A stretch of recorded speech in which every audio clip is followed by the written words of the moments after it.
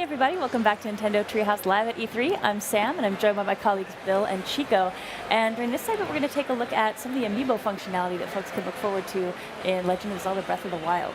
That's right. So as everybody recalls, we released the Legend of Zelda Twilight Princess with Wolf Link. Legend of Zelda Twilight Princess HD on Wii U came bundled with a Wolf Link Amiibo, which you see right here. And at the time, we mentioned that the Amiibo would have functionality in The Legend of Zelda for Wii U, then Wii U, now Breath of the Wild. And so we wanted to take the opportunity today to show you what the Amiibo is going to do in-game. And so we want to start with a quick video just recapping how the Amiibo functioned in Twilight Princess HD. So we're going to cut to that video really quickly and show you, if you recall, what it does there. But essentially the way that it worked in that video is you would enter the Cave of Shadows as Wolf Link when you tapped it in, and you would play the challenges in there, and you would complete the Cave of Shadows, and then you would tap the Amiibo to the Wii U gamepad, and it would save the number of remaining hearts that you had after completing the Cave of Shadows to the Wolf Link Amiibo.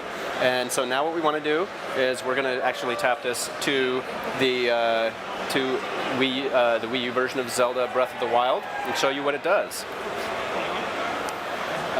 So as you see, you use one of your runes there on the Sheikah Slate to give you access to the Amiibo, and we tap it in, and oh, let's see. There, I heard a little. We have a slight tech. Oh, there we go. You may have seen a little effect there, similar to what you see in Twilight Princess. Tapping the Amiibo to the Wii U gamepad in Breath of the Wild will bring Wolf Link into the game as a partner character. So we've been showing you a lot of the game. We've been showing you running around and exploring. Perhaps what you've noticed is that Link does not have a partner character in the game, and that is true. Typical of a Zelda game, you would normally see somebody like a Navi, or in the case of Twilight Princess, a Midna. In the case of Breath of the Wild, Link is generally exploring alone. And so if you do want that partner character, you would tap in the Wolf Link Amiibo and call Wolf Link in. Wolf Link does a variety of different things in the game, in addition to just kind of being a partner character that runs around with you. As you can see here, Wolf Link helps with combat. He will actually attack enemies and will help you fight them. Yeah, he actually barks when he finds enemies for you too. Yeah, it's really cute when he does. He kind of like hunkers down and growls a little bit. Yeah, I love seeing him in this art style. It's just really cool. The other thing that's really cool is looking at how big he is, you're like, yeah, that's Link crouched down in wolf size. I don't know if he was kind of sniffing out something there too. Yeah. So if I see it go. Oh, there we go. Now, apart from combat, the other thing that Wolf Link will do is if you get close enough to a wild animal. Oh, looks like you need to get a little bit closer there, Chico. Wolf Link will go out and hunt the animal for you. He's able to sense prey, sense meat, and he'll help you out with that as well. But he doesn't go for acorn though. No, he doesn't. Just the meat. You can see the animation also just really fluid, really nice. I can actually hear the chain a little bit as he walks. Yeah, he still has the chain around his paw from when he was imprisoned at the beginning of Twilight Princess. He's Wolf Link, right? Oh, there he goes. Ah, sorry. Did it first. Thank you. There he goes. There you go. He got that boar right there on the rump and took him down for you, Chico. Yeah. It's really impressive when you see him, especially in combat with large groups of enemies. Wolf Link is incredibly powerful. It's really interesting to see how he does, especially through combat. That's right. Now we also have from the show floor here at E3, one of the things that we're showing, obviously we've got Amiibo on display here on the show floor. One of the things that we're showing is what the process is for creating Amiibo. It starts very, very simply with a very basic 3D printed model. Usually these are based off of some of the in-game models that we see in the game, and so in this case, Wolf Link started off with this very basic gray in-game model.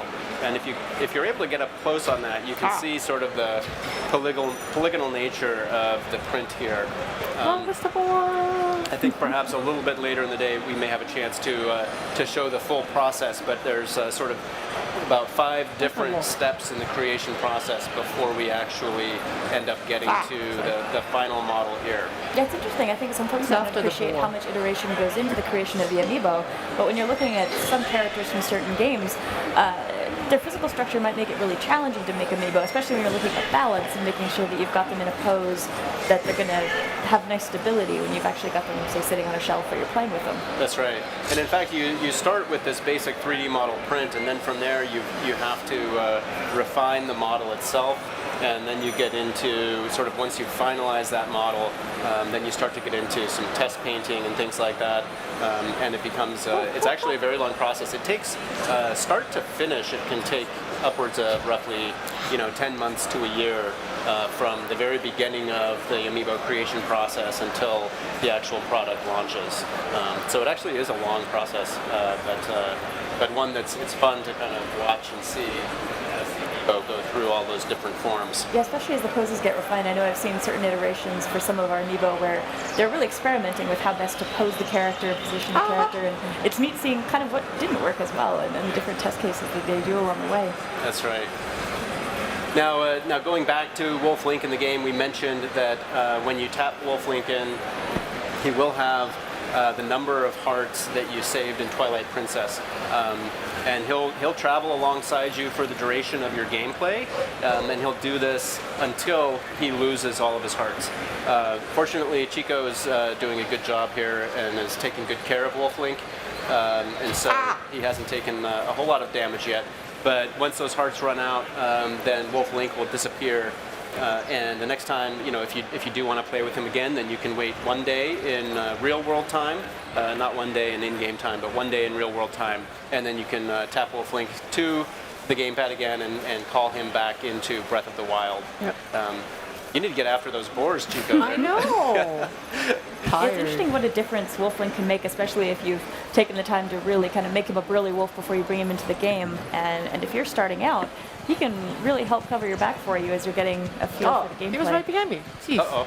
Well, that's the other thing you can do is you can... He killed me. Yeah. And he left the food for you, too. It's very polite of him.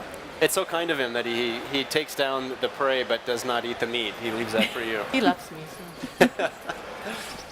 Now the other thing, of course, is if you do get separated from Wolf Link, you can blow your whistle. You can blow a whistle or whistle to him and call him back to you.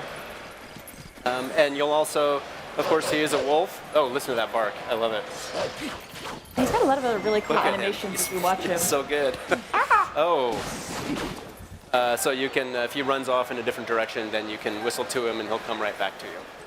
Talk at all about his ability to sniff things out as well?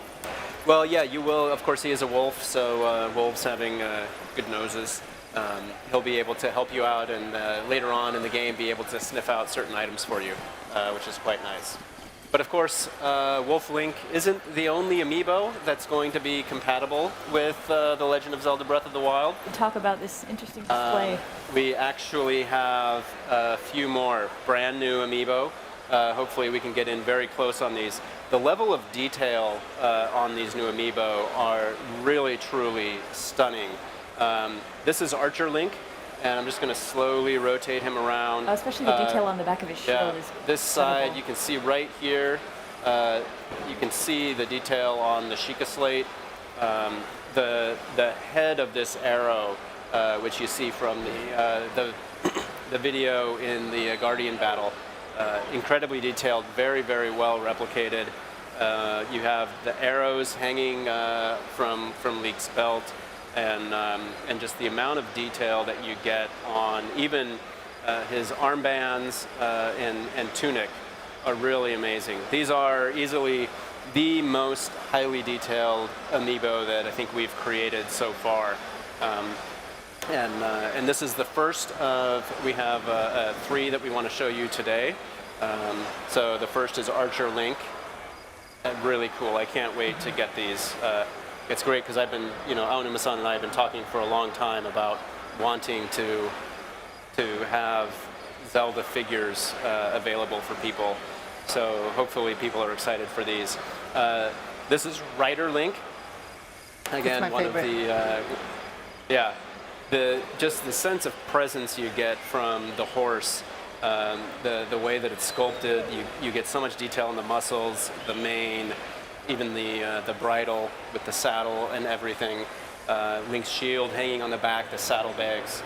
Really, really nice. We have some online, we have some videos that show these in really close-up detail, rotating around, that are really great. And I think we might have these on display actually at the booth here, so folks can maybe check out. Hopefully there'll be some more photos folks are taking online. But it's so impressive how they were able to realize the art style, I think, of the game here. And it really feels like it captures the softness of the color and the detail. It's Right. really cool. Billy's probably the only few people who can actually touch it. I know. Yeah, I'm not touching it because Yeah, I like no, my I'm too job and I scared. don't Yeah, want yeah, to yeah. break things. These are still in a prototype form. They're near final, but they are, because of that, they're a little bit fragile still. I feel like So you can we're get away being with it very if something careful. terrible happens, but I'm keeping a Yes. very respectful distance. Now then, Sounds scary. I have one more to show, Oh, this and one's this cool. one is, of course, very, very impressive. This is a Guardian Amiibo, and again, you can see the amount of detail. It really helps to bring sort of those glowing pink colors to life. You can see the eye in front there. And although I'm not gonna bend it today, this is the first Amiibo that we've created that has posable parts. You can bend the legs.